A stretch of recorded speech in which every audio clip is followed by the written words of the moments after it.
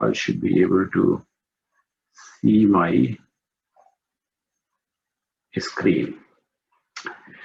So, as Nupu mentioned, that today's presentation is on secrets of Yajna, and we are going to talk a lot about the various aspects of Yajna.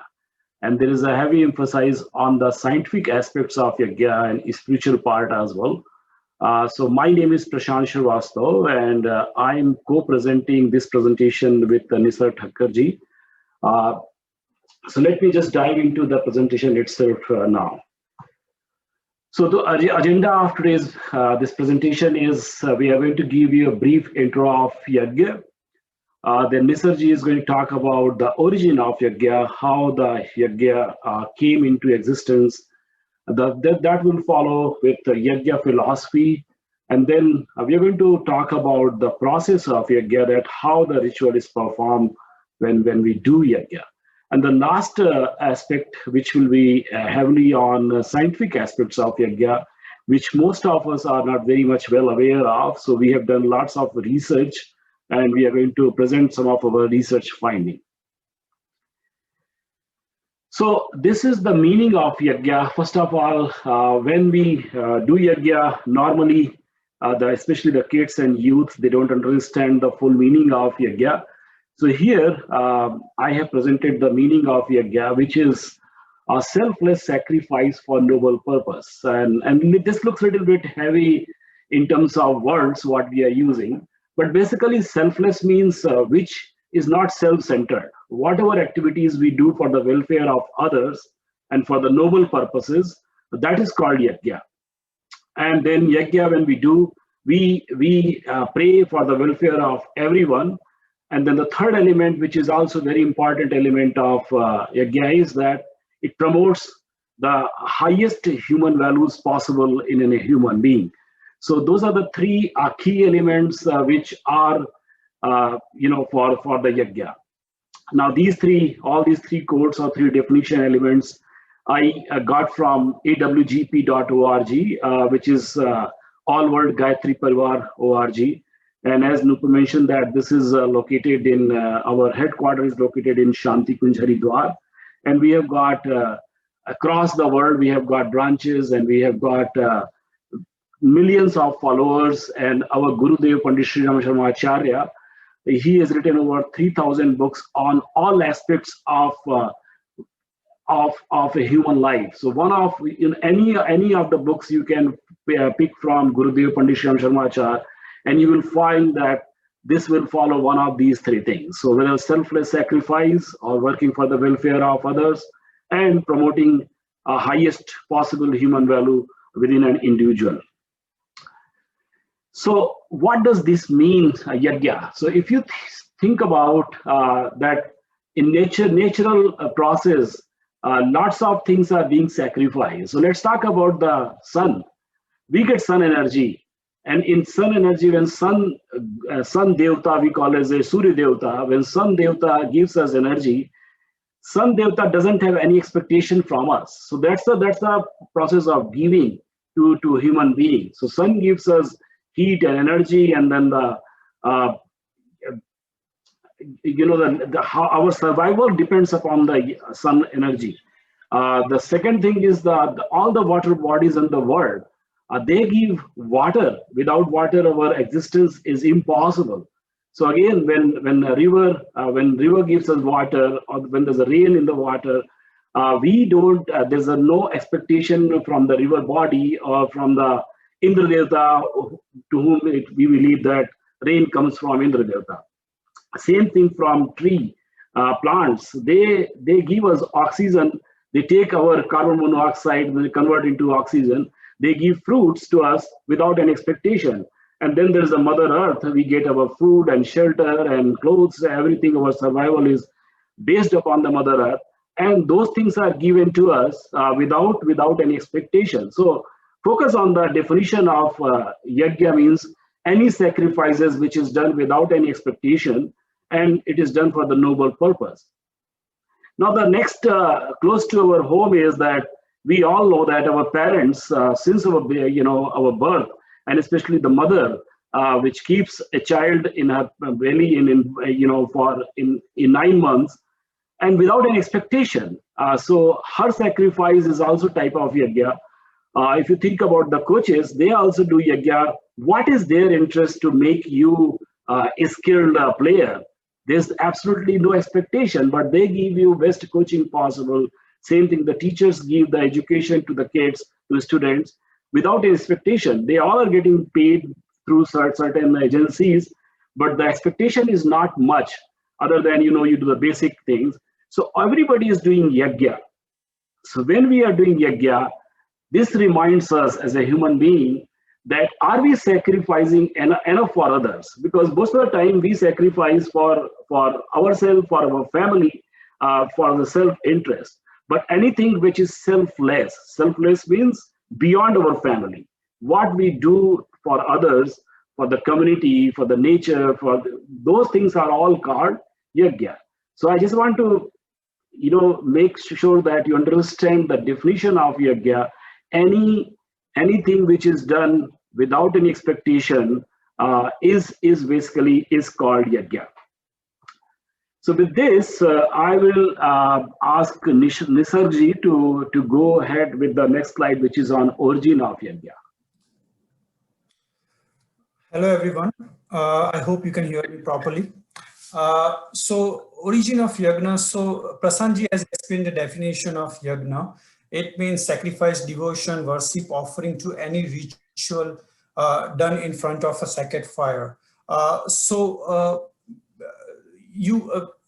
of you might have this question that where does this yajna came from? So now we do the yajna seeing our sadhus and sant they did in the past. But how does this sadhu and sant know that the yajna existed? So that's what we're going to learn, that how and what importance it has in our society. Next slide, please. So Gayatri and Yajna are the two different words which are the pillars of Indian philosophy and culture. As it has been scientifically proven that the Gayatri mantra has an eternal source of universal knowledge comprised in it, and the comic sound of the comic energy of the sound contained in the mantra is activated when expanded. So this goes back to the Vedic times, which is 1500 to 500 BCE. And so anybody knows, okay, so he already did that. So I was just about to ask that if anybody knows the four Vedas, and those ones are Rig Veda, Atharvaveda, Samveda, and Yajurveda. Those have the significant importance in the origin of yajna. And so I have just highlighted what importance each Vedas has in our in the origin of yajna. So the hymns and the oblations offered into the fire in form of hospitality towards the god came from Rig Veda. Atharvaveda has its importance as sound therapy when you chant the mantras in front of the fire, and it helps in ailing the human system at the physical, psychological, and spiritual level. Samveda is a musical chanting of mantras and in the form of yajna with the emotion through energy of sound. And Yajurveda, it contains knowledge of principle and matter of performing the yajnas as spiritual and scientific experiment for global welfare. So these four Vedas have their own importance, and that's where our yajna came from to our sadhus and sants, and that's what we are following. And we have seen the importance and benefits of these yajnas in one way or the other in our life. This yajna is also known as Havan and Agnihotra. Thank you. Yeah, so thank you, Nisarji. So so far in 4 or 5 slides, I would like that you make a note in your mind. There are 2 things which we talked about, and those are the key things. The number 1 is that when we do any sacrifice for the noble purpose, and any action when you do, and when you consider that, okay, ask questions that is this for the noble purpose? And this one is for selfless, not for my self-centered interest. Those things are yajna. So that's the one learning which I want everyone should carry forward from here. And the second is that these yajna methods or the process of yajna came from one of our all these four Vedas: Rig Veda, Atharvaveda, Samveda, and Yajurveda. So I think as a youth, you should remember that these are our four primary Vedas are there. There are some Upanishad and there are various other things are there. But if you can remember these four, that will be awesome. So the next thing is that the philosophy of yajna. Again, this came from Gayatri Parivar, Shanti Kunj Haridwar. So when we do yajna, there are three things which we focus upon. And those three things are divinity, charity, and unity. So when we do yajna, we always remind ourselves, we retrospect that are we getting good qualities, all the human being qualities which are equivalent to Devta. Devta means the God. All the properties of God, are we embedding ourselves? That's the first thing, that when we do yajna, first thing is being reminded that we as a human being have to adopt all the qualities of a God. And what are the good qualities of God? That of course we all know. The biggest thing is Devta means the person, the individual who gives to others. So you could be Devta, I could be Devta, everybody could be Devta, whoever is giving to for the noble purpose. So like again we go as a Surya Devta, sun god, Chandra Devta gives light, Ped Devta because we get fruits from the forest, Agni Devta because we get heat and energy from the fire.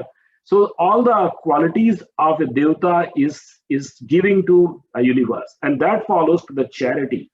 So charity is also very important when we talk about yajna. And during yajna, either we commit to spend our time for the volunteer activities, or we give money, or both.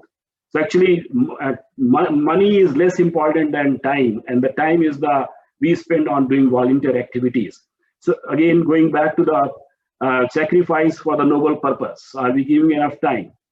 And the third thing is in our Sanatan Dharma is the one which is basically the way of living, way of life.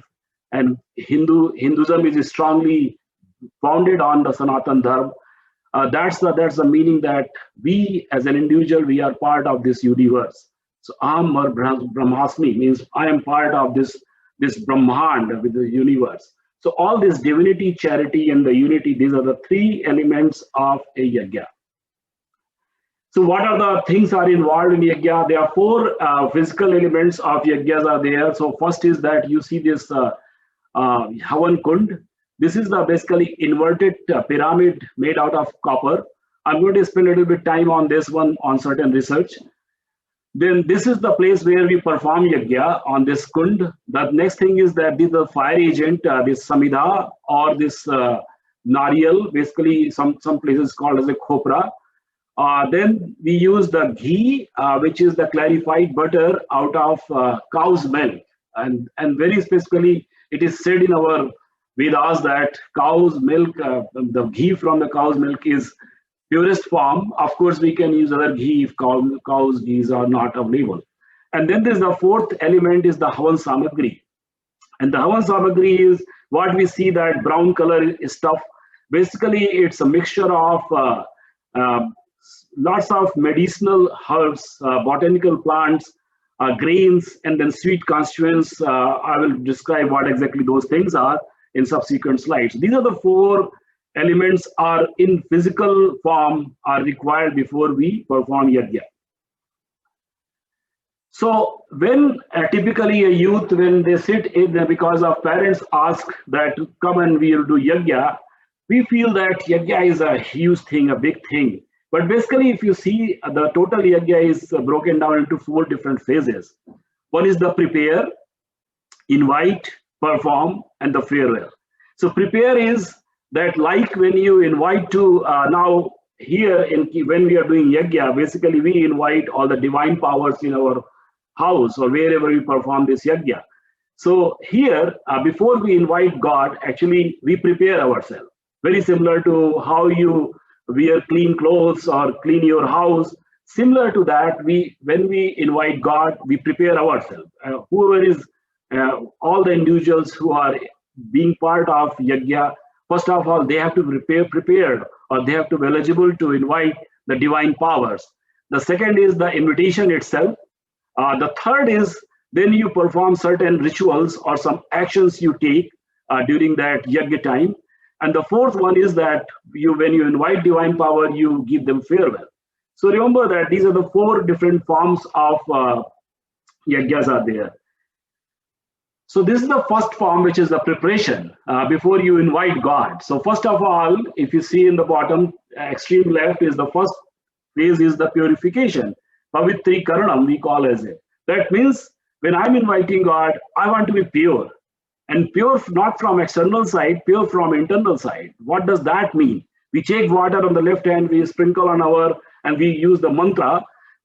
But when we sprinkle, we think that all our internal negativity, any negativity is there within our body, within our thoughts, it's just going away. So that's the Pavitri Karanam. So next time when you do, and somebody says do the Pavitri Karanam, immediately think about all the negativity is gone from my body, from my mind, from my heart, and we are getting ready to invite divine power. The next is deep breathing. So pranayam. Pran means the healing energy, and yama means increase. So we increase the prana energy. We use the vitality increase the vitality in our body when we do deep breathing. In addition to taking more oxygen intake, basically the pranayam helps us to improve the focus. And that's the meditation is such an important thing. So we give very little bit, 30 seconds, 40 seconds for the deep breathing pranayam so that you become focused and you become part of this havan. Then the third part is nyasa. Nyasa, where all our senses, what are those senses which are required for our survival? So like our mouth, our nose, where we take, through nostrils, we take breath, our eyes, our ears, our both hands, shoulder basically, and the thighs and the legs, entire body. So we pray our body and say that God, all my senses, they remain healthy so that I live a good life, because health is most important thing. And I want that all my senses should be part of a dharma work. That means anything which is good for the society, which is done for the selfless interest, for the noble purpose, that we want to engage our senses for those activities. Then we do Prithvi Pujanam, where we, Mother Earth, we acknowledge, we pray to the Mother Earth, that Mother Earth, you gave us food, you gave us shelter, you gave us clothes, and we take everything from you. So I want to thank you. That's the Prithvi Pujanam. And there's a Raksha Sutram, the last protection and pledge, where you tie Raksha Sutra or Kalai Nada or Mauli in different language. People say different things. But basically the red, thread which we put here in our hand, that is Raksha Sutra. When we apply this Raksha Sutra, we tell to God that God, you protect me, and in return, I'm going to promise that I will have all the good qualities like you. I will become like a Devta, number one. Number two is that I will have discipline in my life, discipline in terms of my sleep management, my eating management. I want to eat good food. I want to spend my money wisely. And I want to spend a lot of time on doing volunteer activities. So that's the third part, Aradhana. So then when we do all these things, we believe that God is going to protect us. So these are all first five, and these are the key steps are there, is a preparation of inviting God. Once we are prepared, then we invite. And how do we invite? Where is the place to invite? Like when we invite our guest, we have got couches or chairs to sit them. Whereas here we have this kalash, which you see, this is the kalash. And the kalash is filled with 2/3 water. And basically, if you see the shape of this kalash, it's like a universe. We call it as a Brahman. And the whole universe, we consider that this becomes symbol of a universe. And we fill 2/3 water, and 2/3 water symbolizes that our earth also has got 2/3 water in our earth. So livable place is only 1/3, whereas 2/3 is all water. So we put the water, And then on top of that, we put this nariyal, and then there's a pan patta and or some leaves, mangoes, tree leaves. Basically, this shows the wealth. So this is the place where we invite God, and God, all the divine power, they come here, and in presence of their divine powers, we perform the yajna. The next thing is, after we do Kalash Pujanam, afterwards we Dev Avahan. So we invite our Guru, the teachers, Ma Gayatri, Brahma, Vishnu, Mahesh, all our Devs, Shot Shamatka, 16 Mata Deviya, Sapta Dev, all these, different gods we invite there, and we say, Dev Avahan, please come and come and sit in this Kalash and stay here so that we can perform our ritual. Then we offer this Shot Shopchar Pujanam, where we offer rice, we offer flour, we offer prasad, we offer our money little bit, donation, right? So all those things we offer to the God, very similar to when your guest comes, you provide them some kind of snacks and food and water. So very similar when you invite them, and then you say Dev Namaskar. Basically, you fold your hands, you bow your head, and you say that, God, I'm respecting you, please come.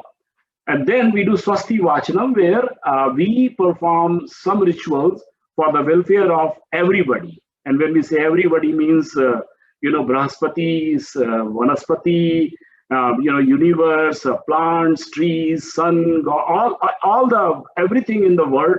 Basically, we do prayer for the welfare of everyone. So this is again preparation, invite. So invitation part is there. Then the next is the perform. So now some action takes place. So this action takes place. So here, first of all, we do Raksha Vidhanam. We sprinkle rice all around. There are 10 directions. So north, south, east, west, and the north, east, west is all these 8 directions, 4 times, and then upper and down, and then all together. Then we do Agni Sthapna. This is the where we lit the fire. We call as Agni Prajwalan or Agni Sthapnam. Then we chant Gayatri Mantra, and then with that Gayatri Mantra, we offer the ahuti of those herbs, which I mentioned about the Havan Samagri. And the Gayatri Mantra we do for our welfare. Basically, I want to be a good person. I want to gain positive energy. I want to be having, that I should be able to differentiate between good and bad. So everything is about me, is the Gayatri Mantra. And then Mahamrityunjaya Mantra ahuti is the welfare of everybody else in this world. So those are the 2 mantras you will find predominantly in every yajna. And then we do Purnahuti. That means we finished we all these actions, whatever we have done. And then there's the last one is the farewell. So we do Aarti, and then we take out the bhasma or ashes of the yajna, and we apply on our forehead and then throats. There are different places in the body we apply. There's a lot of discussion I'm going to do about ashes, because lots of research are done on ashes. Then we Shubh Kamna, again we welfare for everybody, that this world is entire family, and I want to pray to everybody in this world through Shubh Kamna. And then we do Surya Argha Danam. This is also one of the scientific aspects, that the water where we perform mantras has got a specific energy, special energy, and we offer to the Surya Devata, basically the sun god, and we believe that the water which falls on the earth or in our backyard, basically it will evaporate and it will go throughout the world. So whatever our emotions are there, it's spreading to entire world through this Surya Argha Danam. And then we do Visarjanam. Basically we say that, hey God, thank you for coming here, and now I'm giving you farewell. Please go ahead, and then when we invite you, come again, and now go ahead and do the goodness for everybody else. So this is in essence, these are the 4 different processes of yajnas there. So I believe that when next time you do yajna, you understand that this is what happens, those 4 steps are there. So now let's talk about a little bit scientific aspects of yajna. Now, I just want to warn you that next few slides are going to be a little bit heavy for some people, because the research findings are there. But at the same time, I urge you spend some time, focus on this, because those previous slides you have seen every time. But here we are going to talk about a little bit scientific aspects, and this thing help you if you are talking to your colleagues who don't understand about Hinduism and yajna and all. You should be able to speak about that. Why do we do all this thing? So when we do yajna, there are two type of things which you will find. One is the heat energy, because we lit the fire and then we offer ahutis. And the other is the sound energy. So sound energy is the mantras, which we say Gayatri mantra, and there's a lot of other mantras are there when we chant. And those mantras, basically they give the positive vibration. And you understand that this our universe is full of particles, and then these mantras, basically they increase the amplitude of all those particles. So vibration really goes a little bit different, and it's in the place where we do this yajna.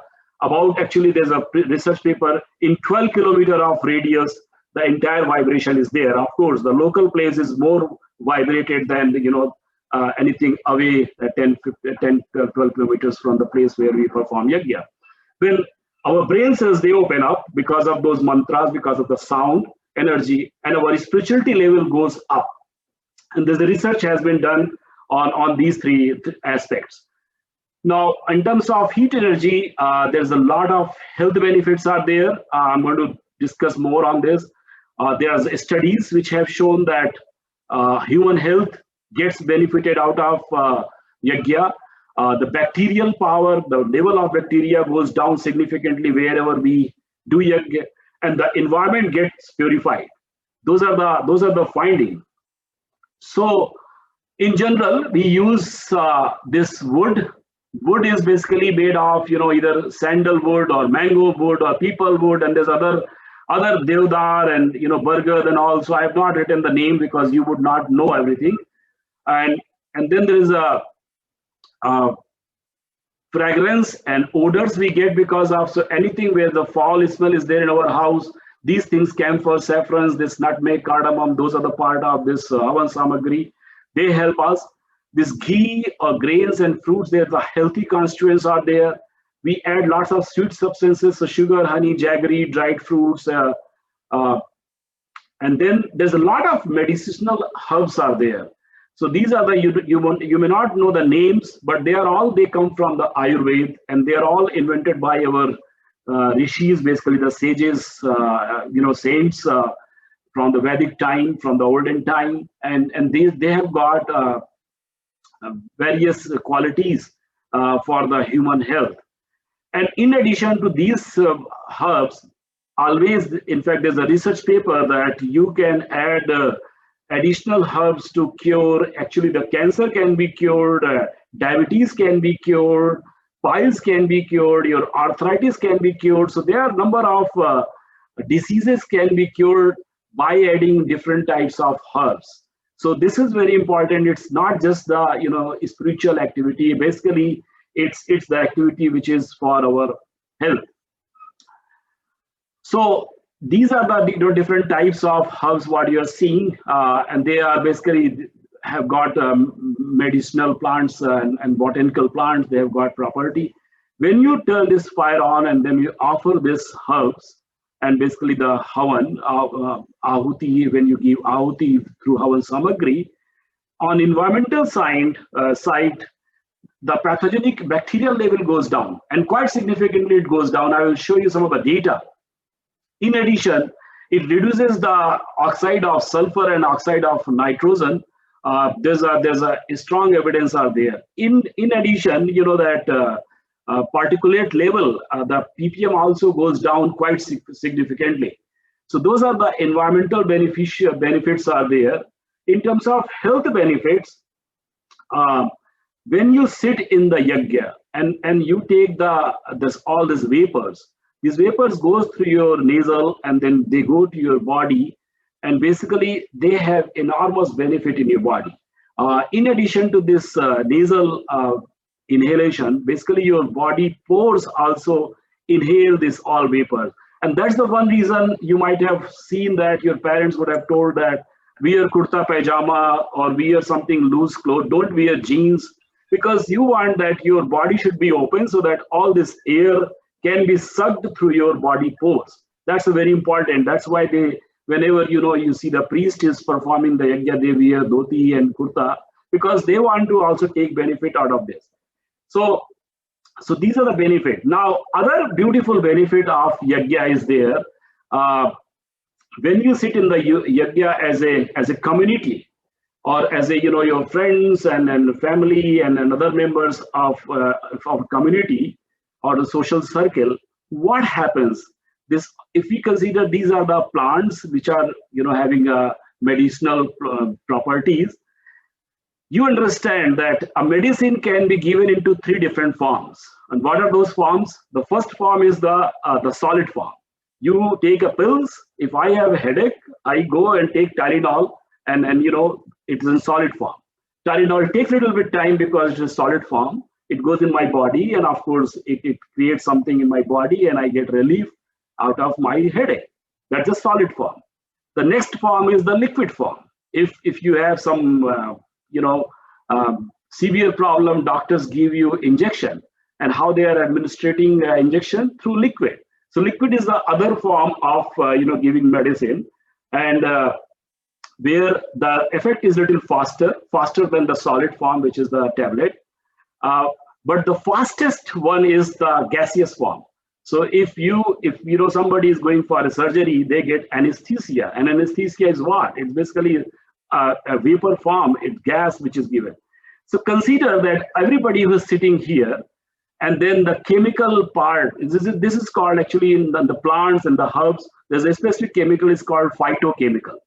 And that phytochemical is being absorbed in a body, and everybody who is sitting there, everybody gets benefit out of this. So entire community, they get medicine through this herbs and this plants, and this all phytochemicals, everybody is absorbing. So that's why it is said that when you are doing a havan, your health remains very good. That's why our rishis and munis, you don't see that them visiting to a hospitals in general. So that's the reason that when we are participating in yajna, it helps the phytochemicals of the plants. They help to be absorbed through nostrils, and our body, really our health level goes up. So I actually did a little bit research, and you see these are 3 different sources I used. So one is the Applied Science of Yajna for Health and Environment in 2011. This book was released, and of course the author is Dr. Pranav Pandya, head of All World Gayatri Parivar. Then the other one I used is Impact of Agnihotra on Environmental Plant, and this was there in International Journal of Plant and Environment, and very recent article 2020. The beautiful work this German guy is this Karl Berg, he has done. And the third one is the Agnihotra non-conventional solution to air pollution. This came into International Journal of Innovative Research in Science and Engineering in 2019. So these are the very latest articles, very contemporary articles which I have used. So on the first book which I said, there's an Integrated Science of Yajna compiled by Dr. Rajni Joshi. So she is a professor in IIT Bombay. She spends a lot of time with Guruji, our Gurudev.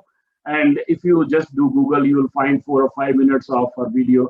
Wonderful video, very learned, educated person. She's a professor in mathematics in IIT Bombay.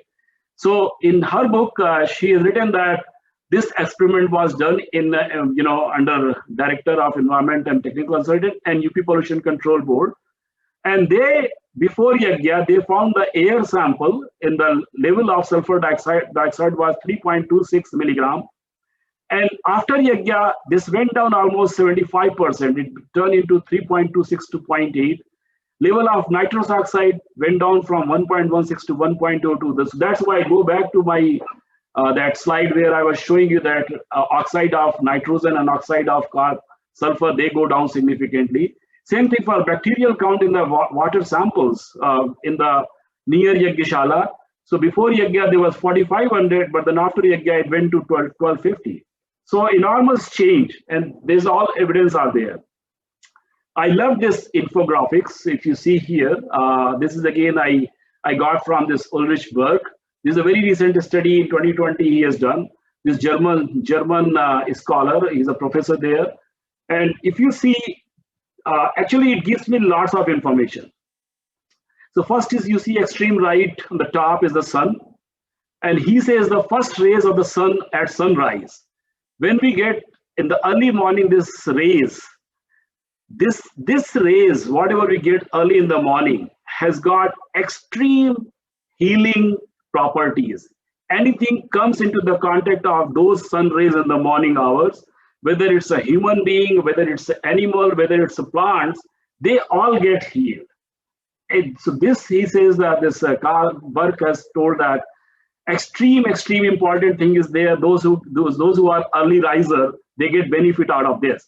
So this is the early morning, we get first rays on sun. In fact, this person has done a research.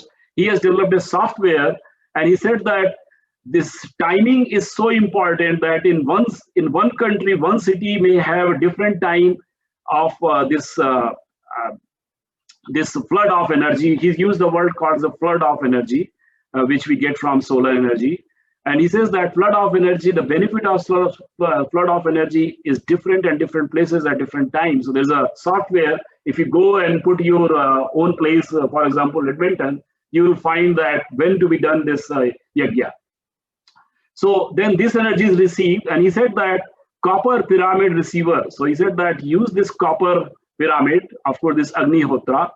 And then he said that when we use Havan Samagri, and then when we use mantras and with the fire, all three combination of, actually it creates a channel of energy of 12 kilometer of radius all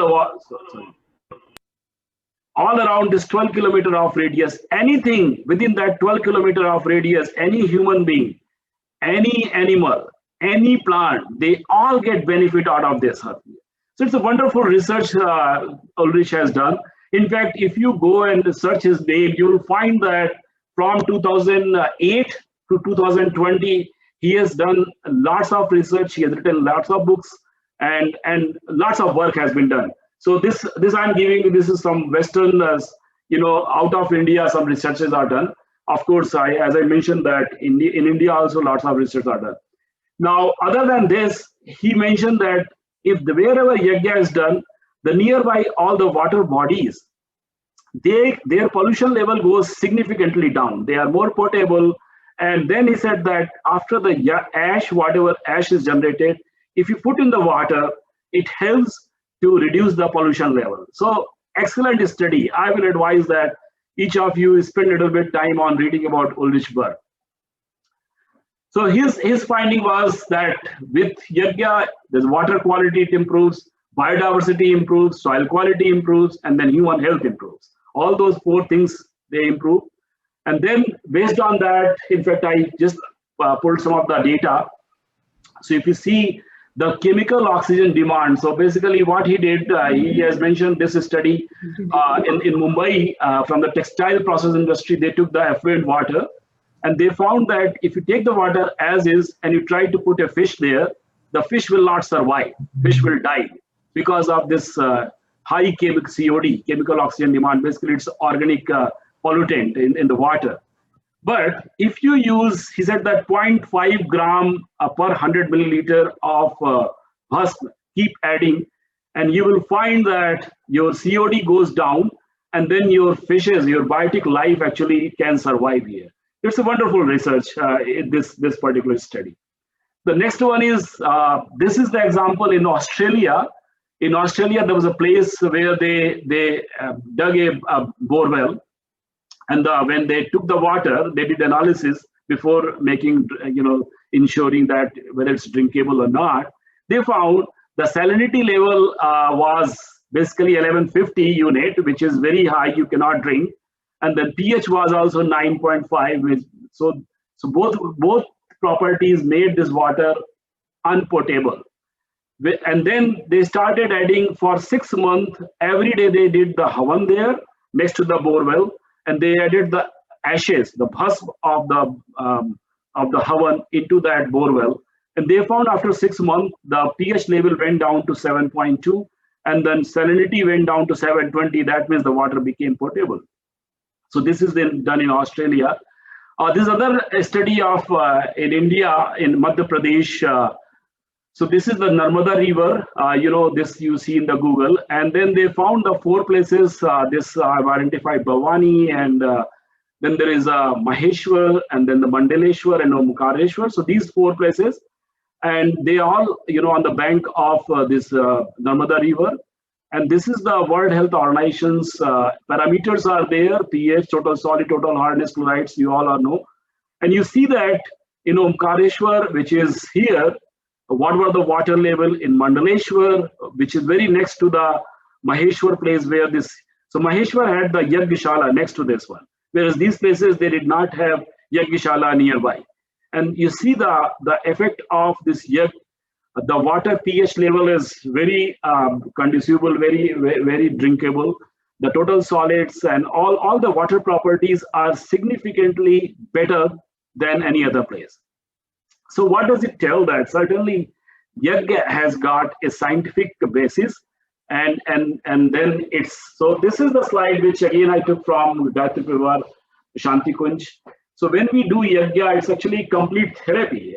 It improves individual health, it improves family health, it improves social health, it improves environment, and actually it contributes to our economic health, because our donation and the food and basically the supply chain gets activated when we do Yajna in a society.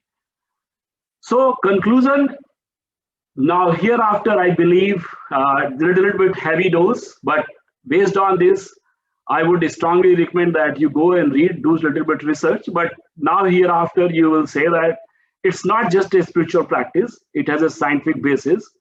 It's basis for, it's good for our environment, it improves our physical, mental and psychological health. And Yajna should be done on a regular basis to remove bacteria and improve oxygen level in our house. And this is quote from our awgp.org, that the future structure and values of the human society would emanate from the philosophy of Yajna, with the recognition and adoption of the Yajna-based culture in every house and every families. All village, all towns would become tirthas, and the nation, the motherland, would regain its distinction of being sacred. So, in essence, before I conclude, I have got actually a research for you guys, for every one of you. What I want to say, that if you think 10 years before, this is the 2020, December 2020, in December 2010, very few people knew about yoga. And in last 10 years, yoga has become so popular. Now if you have to become a yoga teacher, basically you have to go and spend lots of money to become certified. And I would not be surprised in the next 10 years, the way I saw in some of the Western countries, the research is being done on the Yajna. Probably Yajna also will become a standard practice. They will create a standard operating procedure you call as a SOAP. And then they will start certifying people that you become basically certified to do Yajna. Right now, anybody, whoever can read the book, like our Gurudev has written Karma Kand Bhaskar, where anybody can read and follow all the steps, and you can do Havan or Yajna. And I'm very sure the way this is being promoted, time will not be far that then we have to pay money to get certification to do the Yajna. So Yajna is going to be, something which is going to be for beneficial for our environment and for our human health. So I have got a little bit task for you, all of you. I know roughly 40 to 50 people are participating here. And I request all of you to do this. You become an Indian scientist. So what you do, based on what we saw some of the evidences, that you ask your dad or mom or to your parents, go to Home Depot or Lowe's or wherever and buy 2 indoor plants and identify them as A and B, same type, same size. And in one plant, the plant which is designated as plant A, there are 16 weeks from now until from January to April. And each week you do a Havan, ask your parents to do Havan and bring this plant A next to the Havan place, wherever you are doing. Whereas the plant B, you keep away from the Havan place, so that plant B cannot hear the mantras, cannot see the fire, cannot get the phytochemical of those herbs. And then keep this plant, give them equal amount of water, And but on plant A is your research plant and plant B is your reference point. So our plant B reference point just keep a normal condition, whereas in plant A, do the havan in front of plant B A, and then add around 10 grams of ash out of this havan kund. Just filter it, only the fine ashes, just add in the plant A, and then take picture of both plant on a weekly basis. Also measure the height of the plant using, that high level, just at a high level, just how much height is there. And then do for 16 weeks these things. And then after 16 weeks, please submit your readings and picture of plants in awgpedm@gmail.com. And I promise you that based on your research, if I get 30 readings, 30 is the number which shows that there is a statistical significance on when there's a 30 observations are there. And if you see that there is a significance, whatever, we did those study, we reference those activities. And if there's a real evidence in terms of the height or in terms of growth, in terms of color, certainly we can take it to the next level. We can ask one of you, or maybe we can directly reach to University of Alberta to do a little bit more controlled research. And basically we can tell to the world that how effective our yagna is. So with that, I think so with that, I'm going to finish my presentation. Let me see, are there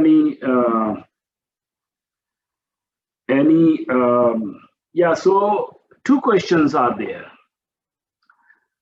First question is about the, somebody asked me in private chat that what is the effect of carbon dioxide when you do the firing, when you lit the fire and you offer this havan samagri, there is a smoke. What happened to that smoke? How does that affect in terms of carbon dioxide? Excellent question on that one. So actually I read this one in some of the books they have written about. So what happens that here the combustion is a slow combustion, whereas in plants and different places where they burn the coal, they do fast combustion. So that means their oxygen level is very high. The intake of oxygen is very high. Whereas here, there's a slow combustion and the control amount of oxygen is there. So because of that, the amount of carbon dioxide is also very, very minute, very minimal. And that carbon dioxide actually helps to take that all the, healthy aroma, healthy phytochemicals, and then healthy fats, and they they come through our nostrils, and they become the vehicle for those good essence. So in general, if we are doing in a controlled environment and we are making sure that the fire is still on, that's why we immediately put camphor. This carbon dioxide is not detrimental for our health. The other question is that if we have to perform yajna, normally takes too long, can we do a small yajna? So actually I have, give me 1 second, maybe I'll pull something.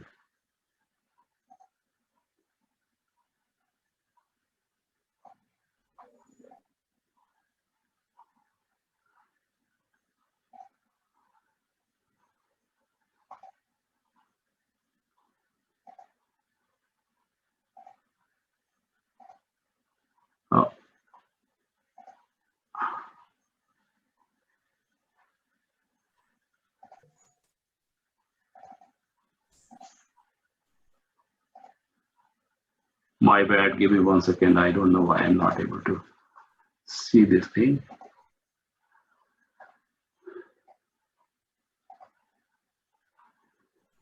So this is the very simple thing I can put in WhatsApp and in the email. This came in the May when we talked about this came from Shanti Kunj Haridwar, of course written in Hindi. Your parents can read. So this was Grahe Grahe Gayatri Yajna during the Corona time. Basically, it's very simple. It takes less than 30 minutes. So first of all, you do Pavitri Karanam. Even if you cannot pronounce these mantra, you can say Gayatri mantra. Then you do Chandan Dharanam, apply this some kind of tilak. Then apply the Raksha Sutram. do the Guru Pujanam, Agni Sthapana, and then just do Gayatri Mantra Ahuti 12 times, and then Mahamrityunjaya Ahuti, and then this Corona Nirmulan Mantra Ahuti you can ignore because by that time Corona will be done. And then you do Dev Dakshina Ahuti, Purnama, and then the Aarti, and then Karpur Isha. So entire these things takes less than 30 minutes.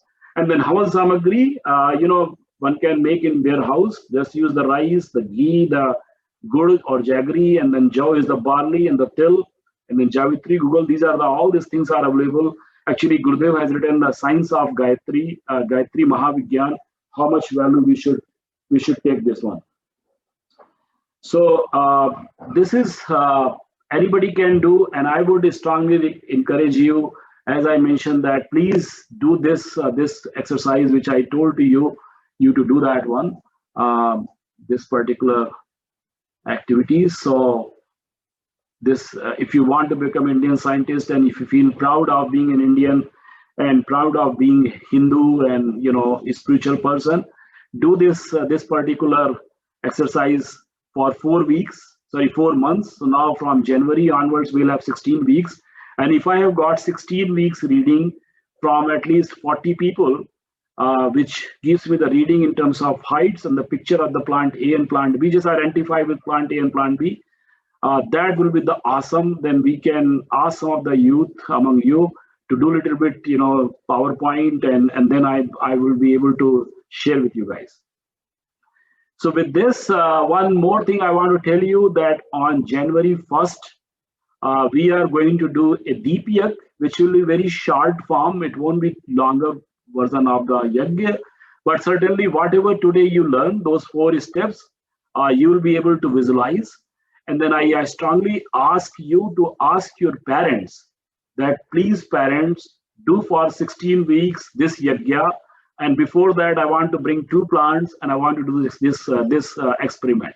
And I really need your help to get me those readings. And I believe that you should be doing. With that, I know there are there any other questions out there? Maybe I'll just stop sharing and see that if there's anything is there.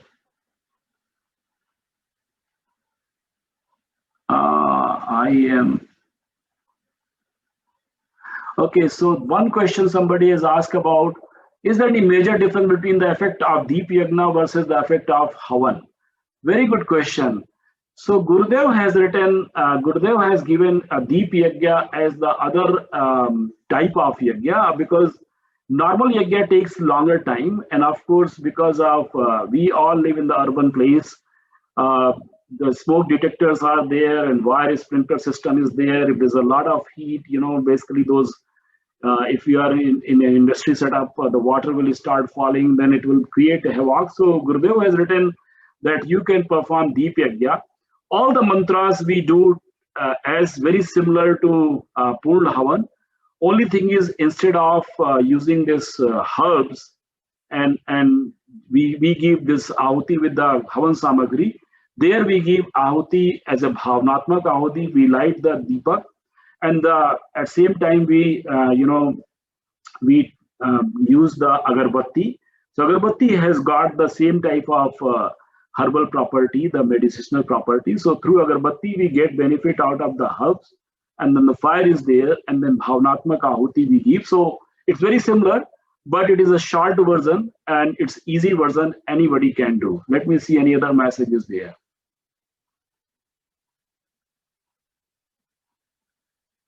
Okay, so somebody said that send this presentation to all the kids.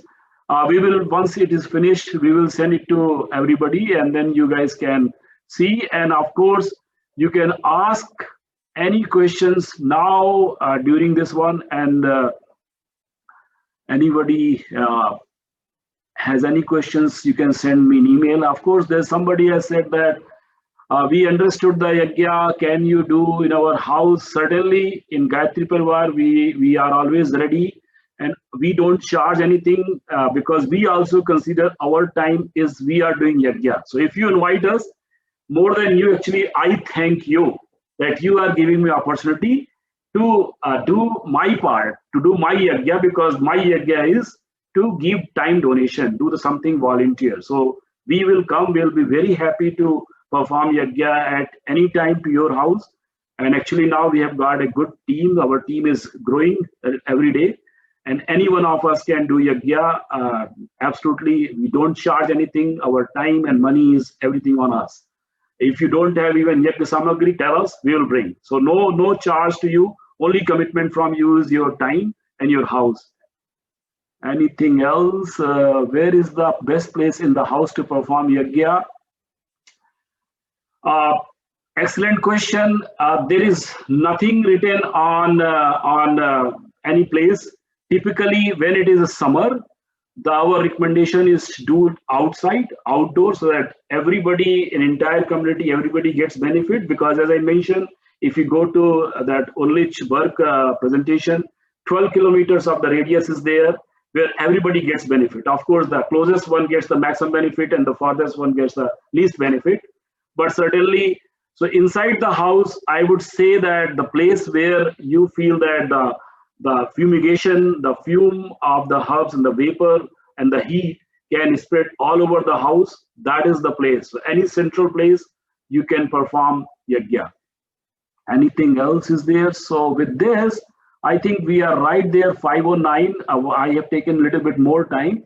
So now Muskan Tiwari and Vaishnavi Bhavsar are going to give us some wonderful tips on the aspects of well-being. And with that, thank you